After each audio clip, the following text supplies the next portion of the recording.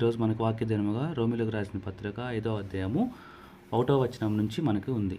ఇక్కడ మనకు చూస్తే కనుక, కాబట్టి విశ్వాసం మూలంగా మనం నీతిమంతులుగా తీర్చబడి మన ప్రభువు యేసు క్రీస్తు ద్వారా దేవునితో సమాధానం కలిగి ఉందుము. అంటే యేసు ప్రభువుతో మనం సమాధానం కలిగి, అంటే దేవునితో సమాధానం కలిగి ఉండడానికి క్రీస్తు యేసు ద్వారా అన్నారు.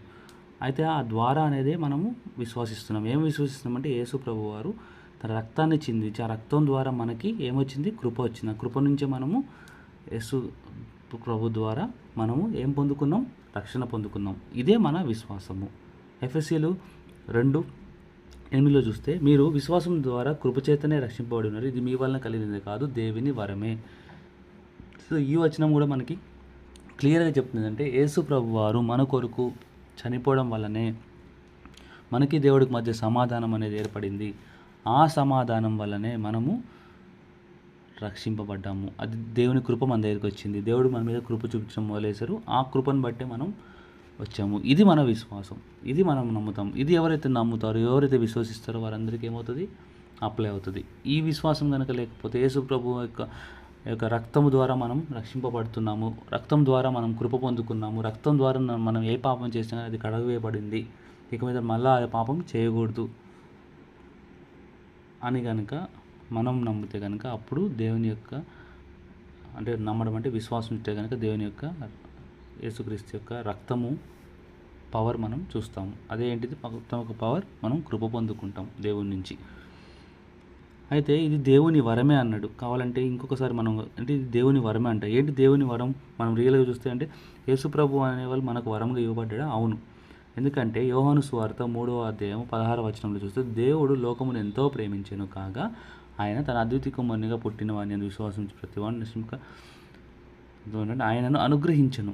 సో దేవుడు ఎవరిని అనుగ్రహించాడు? మనకి యేసు ప్రభువుని అనుగ్రహించి మనల్ని ఎంతో ప్రేమించాడు. కాబట్టి దేవుడు ప్రేమించాడు, కానీ కృప అనేది రాలేదు. ఎందుకు కృప అని రాలేదు? ఎందుకంటే ఆయన న్యాయములు ఏవైతే ఉన్నాయో, ఆయన పెట్టిన నియమ నిబంధనలు ఏవైతే అవన్నీ మరి మరి మరి పాపం చేసినోడు చనిపోవాలి అనేది ఈ యొక్క నిబంధన, దేవుని యొక్క లా. దాన్ని మరి దేవుడు మనల్ని ఎంత ప్రేమించినప్పటికీ దాన్ని మరి అది దాటలేని పరిస్థితి. అలాంటి సమయంలో యేసు ప్రభువుని ఏం చేశారు? మన కొరకు అనుగ్రహించాడు, ఒక వరముగా మనకి ఇచ్చాడు. ఇందాక వచనంలో మనం చూసినట్టు వరం ఇది దేవుని వరమే. అంటే దేవుని వరం. ఏంటి దేవుని వరం? యేసు ప్రభువుని మనకు అనుగ్రహించడం దేవుని వరం అని మళ్ళీ ఇంకోసారి యోహాను సువార్త 3:16 మనకి అర్థమవుతుంది. సో ఎవరైతే నమ్ముతారో అని కూడా ఉంది ఇక్కడ. ఏమని నమ్మాలి? విశ్వసించిన ప్రతివాడును పుట్టిన వాని యందు విశ్వాసం ఉంచాలి. ఏమని విశ్వాసం ఉంచాలి? మళ్ళీ ఏమని విశ్వాసం ఉంచాలంటే దేవుడు నా కొరకు యేసు ప్రభువుని పంపించాడు. యేసు ప్రభు నా కొరకు చనిపోయి తన యొక్క రక్తం ద్వారా నన్ను శుద్ధీకరించాడు. ఇక నాకు తీర్పు అనేది లేదు. నేను పాపం చేశాను, కానీ నేను శుద్ధీకరింపబడ్డాను. నాకు తీర్పు అనేది లేదు. ఇక మీద నేను పాపం చేయకుండా దేవుని కొరకు బ్రతుకుతా అనేది ఈ యొక్క వాక్య సారాంశము. సో కాబట్టి అలాగే కావాలంటే రోమీయులకు రాసిన పత్రిక 5:8 అయితే దేవుడు మనల్ని తన ప్రేమ వెల్లడిపరచు ఎట్లనగా, మనం ఇంకనూ పాపలమే ఉండే కానీ క్రీస్తు మన కొరకు చనిపోయాను. సో మనం పాపలుగా ఉన్నప్పుడే యేసుప్రభు మన కొరకు చనిపోయారు. ఇది మన విశ్వాసము. ఇది విశ్వసించాలి. దీన్ని విశ్వసించినప్పుడే మనము నిజమైన దేవుని యొక్క శక్తిని చూడగలుగుతాము. అలాగే హెబ్రీలు 9:14 చూస్తే, ఈ యొక్క విశ్వాసం ద్వారా మనకేమవుతుంది? మన యొక్క మనస్సాక్షి శుద్ధీకరింపబడుతుంది. చాలామంది పాపం చేసిన తర్వాత, పాపం అనుకోకుండా చేశారో పాపం జరిగిన తర్వాత మళ్ళీ అదే పాపం గురించి ఆలోచిస్తూ ఉంటూ వాళ్ళ మనస్సాక్షి ప్రతిసారి ఏం చేస్తుందంటే గద్దిస్తూ ఉంటుంది. చేసిన పాపాన్ని బట్టి. పాపం చేసేటప్పుడు గద్దించే మనస్సాక్షి ఓకే, కానీ పాపం చేసిన తర్వాత కూడా మనస్సాక్షి ఇంకా గద్దిస్తూ ఉంటే, ఇంకా ఇబ్బందికరంగా ఆ పాపం చేసావు, నువ్వు ఆ పాపం చేసావని కనుక నిన్ను దేవుని వైపు కాకుండా దేవుని నుంచి దూరంగా, లేదు నువ్వు ఇట్లా పాపం చేసావు కాబట్టి నువ్వు యోగ్యుడు కాదు, నువ్వు దేవుని శిష్యుడిగా ఉండడానికి యోగ్యుడు కాదు అని చెప్పేసి నిన్ను మనస్సాక్షి పదే పదే కనుక అలా గుచ్చుతూ ఉంటే కనుక, ఇక వాక్యం ఏం సెలవిస్తుంది?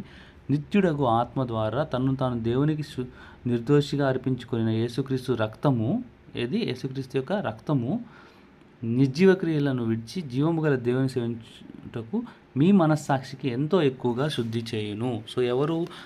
నిత్యుడగా ఆత్మ ద్వారా తను దేవునికి నిర్దోషిగా అర్పించుకునే యేసుక్రీస్తు యొక్క రక్తము. యేసుక్రీస్తు యొక్క రక్తం ఏం చేస్తుంది? మన మనస్సాక్షిని శుద్ధి చేస్తుంది. మనస్సాక్షి ఏదైతే ఉంటుందో, ఆ మనస్సాక్షి ఏదైతే మనల్ని నువ్వు తప్పు చేసావు, నువ్వు ఇంతే, ఇంకా నువ్వు మారవు, నువ్వు తప్పు చేసావు కాబట్టి జరిగింది, నువ్వు తప్పు చేసావు అంటే ప్రతిదీ మనకి ఏం చేస్తుంది, మనస్సాక్షి ఆపాదిస్తుంది. ఏది జరిగినా కానీ ఇంక నువ్వు తప్పు చేసావు కాబట్టి ఇది జరిగింది, నువ్వు తప్పు చేసావు కాబట్టి ఇలా జరిగింది, నువ్వు తప్పు చేసావు కాబట్టి ఇలా అని ప్రతిసారి మనస్సాక్షి నువ్వు తప్పు చేయకపోయినా కానీ నువ్వే తప్పు చేసావు అని కనుక అలాగని గద్దిస్తుంటే మనం ఏం విశ్వసించాలి? యేసుప్రభు రక్తం ద్వారా నేను శుద్ధుడినయ్యాను కాబట్టి నేను మనస్సాక్షితో చెప్పాలి, నేను శుద్ధీకరింపబడ్డాను అని చెప్పి మనస్సాక్షితో చెప్పాలి. అలాగే సో మన యేసుకు రక్తం ఏం చేస్తుంది, మన మనస్సాక్షిని కడుగుతుంది. అలాగే 1 యోహానులో చూస్తే ఆయన వెలుగులో ఉన్న ప్రకారం మనము వెలుగులో నడిచినట్లా మనము అన్యోన్య సహవాసం గలవారమై ఉందుము. అప్పుడు ఆయన కుమారుడైన యేసుక్రీస్తు రక్తము ప్రతి పాపం నుండి మనలను పవిత్రులుగా చేయను. సో ఆయన రక్తము ప్రతి పాపము, ఇక్కడ ప్రతి పాపము, ఎవరి పాపము, చిన్న పాపము, పెద్ద పాపం, ఆ పాపం, ఈ పాపం, చేసిన పాపం, మళ్ళీ చేసిన పాపం, ఇవన్నీ కాదు. నువ్వు కనుక దేవుని దగ్గరికి వచ్చి పశ్చాత్తాపడితే కనుక నీ మనస్సాక్షి నమ్మాలి. పశ్చాత్తాపంతో పాటు ఏమన్నా విశ్వసించాలి, దేవుని యొక్క రక్తం మీద విశ్వాసం పెట్టాలి. చాలామంది దేవుని యొక్క రక్తం మీద విశ్వాసం పెట్టుకోకుండా నేను తప్పు చేశాను, నేనే తప్పు చేస్తే ఇంతే కావచ్చు, నేను అయోగ్యుడిని కాదు దేవుని దగ్గర, ఇక నేను ప్రార్థనలు ఎందుకు, నేను వాక్యాలు ఎందుకు అని చెప్పేసి దేవుని దూరం అవుతాను. అలా దూరం అవ్వకూడదు. అలాగే మనకి యెషయా 1:18 చూస్తే యెహోవా ఈ మాట సెలవిచ్చును, ఏమంటున్నాడు, రండి మీ విలువలను తెచ్చుకుందాం, మీ పాపం రక్తం వల్ల ఎర్రవైనను అవి హిమం వల్ల తెల్లబడును, కంపు వల్ల ఎర్రవైనను అవి గొర్రెబొచ్చు వల్ల తెల్లవి రగును. దేవుడే చెప్తున్నాడు, రండి నేను తెల్లగా చేస్తాను. అది ఎంత పాపం ఎంత భయంకరందైనా కానీ నేను వాటిని క్లీన్ చేస్తాను. ఎవరి ద్వారా? బ్లడ్ ఆఫ్ జీసస్, యేసు యొక్క రక్తం ద్వారానే. హెబ్రీలు 10:4 చెప్తుంది, ఏమని చెప్తుంది, ఎలాగని ఎడ్ల మేకల రక్తం పాపం తీసివేయడం అసాధ్యము. సో ఎడ్ల యొక్క రక్తము మేకల రక్తం తీసేది, కానీ ఇండైరెక్ట్గా ఏం చెప్తుంది, యేసు ప్రభు యొక్క రక్తము, మనిషి కుమారు యొక్క రక్తము ప్రతి పాపం నుండి మనల్ని విమోచించును. అందుకే మనందరి పాపాల కొరకు ఒకేసారి 10:10 హెబ్రీలు 10:10 క్లియర్గా రాస్తుంది, యేసుక్రీస్తు యొక్క శరీరము ఒకేసారియే అర్పింపబడి చేత ఆ చిత్తమును బట్టి మనం పరిశుద్ధపరచబడి ఉన్నాము. సో ఒక్కసారి యేసుప్రభు చనిపోయి తను అర్పించుకున్నాము, మనం పరిశుద్ధపరచబడి ఉన్నాము. సింపుల్గా చెప్పాలంటే యేసు యొక్క రక్తము మనల్ని పాపం నుంచి కడిగింది అనే విశ్వాసం మనకు ఉండాలి. ఒక క్రైస్తవుడిగా ఆ విశ్వాసం మనం కనుక కోల్పోతే కనుక, లేదు యేసుప్రభు యొక్క రక్తము నా పాపాన్ని కడగలేదు అని అంటే ఇండైరెక్ట్గా ఏం చెప్తున్నావు అంటే యేసు ప్రభు యొక్క రక్తము అంత పవర్ఫుల్ కాదు, అంత కాదు, నీ పాపాన్ని తీసివేసే అంత పవర్ఫుల్ కాదు అని నువ్వు ఇండైరెక్ట్గా అనుకోవడమే. నిజం చెప్పాలంటే ఒక్కసారి కనుక మనం ఆలోచిస్తే యూద ఇస్కరియోతు ఒకసారి ఆలోచించండి. యూద ఇస్కరియోతు అంత పెద్ద పాపం చేసిన తర్వాత కూడా ఒకవేళ కనుక దేవుని వాక్యాలంత ముందు విన్నట్లయితే కనుక, ఈ వాక్యాలన్నీ దేవుని యొక్క వాక్యాలు ఇవన్నీ విన్నట్లయితే కనుక ఖచ్చితంగా యూద ఇస్కరియోతు దేవుని దగ్గరికి వచ్చి పశ్చాత్తాపడి క్షమాపణ అడిగి యేసు ప్రభు యొక్క రక్తం యొక్క శక్తిని రుచి చూచేవాడు. కానీ ఆయన ఏమనుకున్నాడు, యేసు ప్రభు యొక్క రక్తము నా పాపములు కడిగిద్ది అనే ఆలోచన ఆయనకి.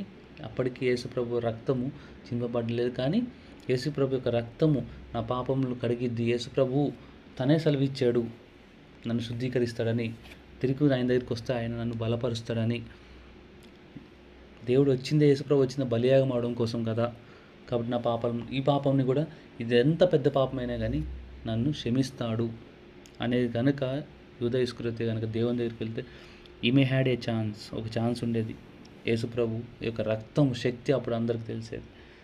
సో కాబట్టి మనలో ఎవరైనా కానీ పాపం చేసిన తర్వాత, తెలుసో తెలియకనో పాపం చేసిన తర్వాత దేవుడి దగ్గర రావడానికి భయపడుతూ దేవుడి నుంచి దూరం అవుతే కనుక ఈ వాక్యం మన కొరకే. ఏంటిదంటే దేవుని విశ్వాసం అనేది ఉండాలి మీకు. ఏం విశ్వాసము? దేవుని యొక్క రక్తము ప్రతి పాపమును కడుగును. సో నువ్వు తెలిసి చేసిన పాపమైనా తెలియక చేసిన పాపమైనా దేవుడు కడిగి వేశాడు కాబట్టి మళ్ళీ తిరిగి దేవుళ్ళో కట్టుబడు, తిరిగి దేవుళ్ళలోకి రా, దేవుళ్ళో తిరిగి కట్టబడు. అంతేకాని నేను పాపం చేశాను, నేను తప్పు చేశాను, ఇంకా నా జీవితం ఇంతే, ఇంకా నేను వద్దు, ప్రతిసారి ఇదే చేస్తున్నాను, ఒకళ్ళని ఇట్లా పాపంలోకి నడిపించాను, నేను అది చేసి, ఇవన్నీ వద్దు. ఇంకా ఇవన్నీ కనుక నువ్వు ఆలోచిస్తూ ఉంటే కనుక నీ మనస్సాక్షి యేసు ప్రభు యొక్క రక్తం యొక్క శక్తిని అనుభవించదు. అలా అనుభవించకపోతే ఏమవుతావు? స్థిరత్వం కలిగి ఉండదు మైండ్, యేసు ప్రభు నుంచి దూరం అయిపోతావు. సో యేసు యొక్క రక్తం యొక్క శక్తిని మనలో ప్రతి ఒక్కరము గ్రహించాలి. ఆ విశ్వాసం అనేది రావాలి మనకి. ఆ విశ్వాసం కనుక రాకపోతే మనము దేవుడి నుంచి దూరం అయిపోతాము. దేవుడి యొక్క చిన్న వాక్యాన్ని దీవించును గాక. ఆమేన్.